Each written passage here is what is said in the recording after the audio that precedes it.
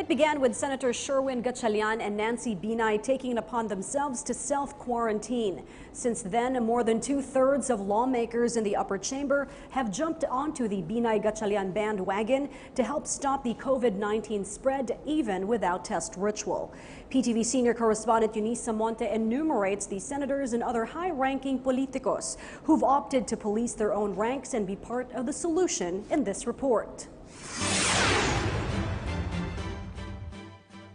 As a precautionary measure against COVID-19, the Senate canceled its committee hearings after a resource person from the Senate Committee on Basic Education tested positive in the virus. The committee chair, Senator Win Gatchalian, is now undergoing self-quarantine after a direct contact with a resource person.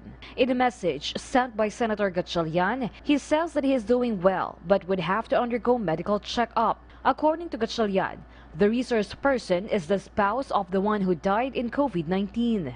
The said resource person also had physical interactions with other senators. That's why the Senate building is now under restrictive access after the order of Senate President Tito Sotto.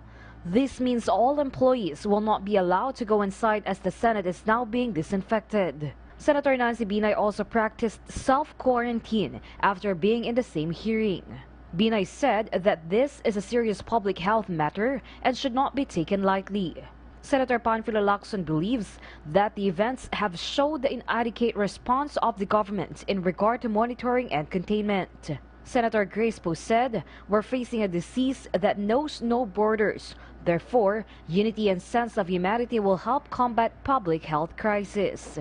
Senator Sonia Garra encouraged the government to be proactive, like the South Korea, who handled and lowered the number of their affected cases. He is also even worried if the government is prepared for the worst-case scenarios, where hospitals will fill up and people will die without treatment. Senate Majority Leader Juan Miguel Zubiri suggested work from home for the employees of the Senate to stop the spread of the virus.